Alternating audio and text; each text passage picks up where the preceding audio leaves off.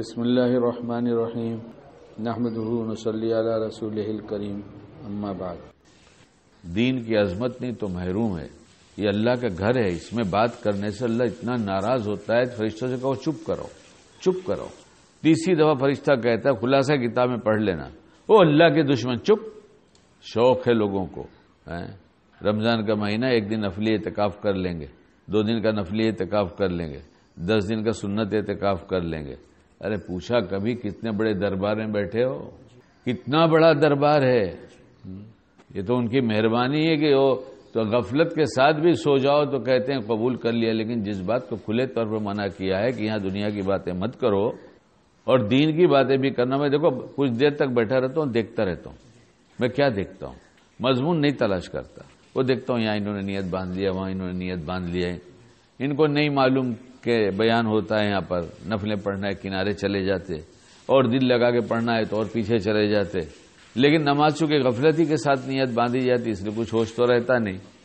لیکن ہمیں تو کچھ عقل مند ہونا چاہیے کہ بھائی چلو ان کو کیوں خلل ہو جائے نماز میں، ہم تھوڑی دیر کے بعد کر لیں گے، اور جس کو اٹھ کر جانا ہے چلا جائے، اس سے کیا فرق پڑتا ہے؟ جس کو ضرورت نہیں دین کی وہ چلا جائے، اور جس کو ضرورت ہے دین کی وہ رہے۔ اس لیے اپنی نیتیں درست کرو اور ہر عمل میں درست کرو۔ ایک ماں نے بیٹے سے کہا بیٹا وہ معلوم ہے تیرے کو اسپتال میں ایڈمٹ ہے؟ کہا ہاں چلنا۔ بیٹے نے کہا امی آج ٹائم نہیں ہے، 1-2 دن میں ایڈجسٹ کرتا ہوں چلتا ہوں۔ تو پھر ماں نے کہا تیسرے دن چلنا بھی، تو اس نے کہا کل چلتے ہیں۔ ارے آج ان کو ڈسچارج ہونے والے، معلوم ہے دنیا کیا ہنسے گی، اتنے لوگ ملنے آئے تھے وہ ملنے نہیں آئی تھی۔ یہ سب اللہ کو پتہ ہے۔ رمضان میں بہت دور دور سے لوگ آئے ہیں، تو ہم بھی نہیں جائیں گے تو ہوگا نا کہ نہیں گئے تھے، تو پھر یہ لکھا جائے گا کہ مخلوق کے لیے تیرے لیے تو نے کیا تھا کہ تجھ پر کوئی الزام نہ آئے۔ تو اس لیے نہیں کہتا میرا دل خراب ہے، اللہ پاک کہتے ہیں ایسوں کے پاس جاؤ جہاں دل بنانے کا کام ہوتا ہے۔ تو اس لیے نہیں کہتا تیرا دل بنانے کے لیے، تو حاضری دینے کے لیے گیا تھا۔ اس لیے صبح سے لے کے جتنا شام تک کام ہوتا ہے نیت درست کرو، خالی شیخ کے پاس آنے کی نہیں۔ یہ کام ہم کیوں کر رہے ہیں؟ گھر پہ داخل ہوتے ہیں، زور سے دروازہ بند کرتے ہیں، زور سے سلام کرتے ہیں، پتہ چلا تھک کے بیوی اور بچے گھر کے سوئے تھے ابھی، لیکن یہ تو چونکہ مسجد میں عبادت کر کے آئے نا، اب عبادت کرائے تو ہم تو اتنے اچھے ہیں کہ ہم سب کو تکلیف دے سکتے ہیں۔ وہ سب سے برا اللہ کے نزدیک جو مخلوق کو تکلیف دے۔ ایک بزرگ نے چینی خریدا، شکر خریدا۔ کیا خریدا؟ شکر خریدا۔ اور بنیے کو کہا اتنا دے دو، اس نے دے دیا۔